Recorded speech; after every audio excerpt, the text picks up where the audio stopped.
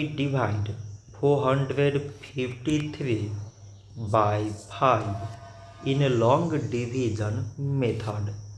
5 times 9 is 45. On subtracting, we get 0.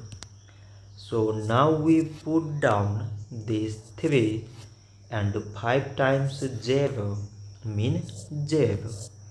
On subtracting, we get 3. So now we have no any other number to put it down. So we take here decimal so that we put 0. So it is 30 and 5 times 6 is 30. On subtracting, we get 0.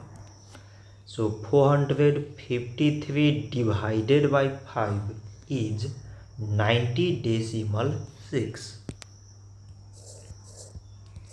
So this much for today and thanks for watching.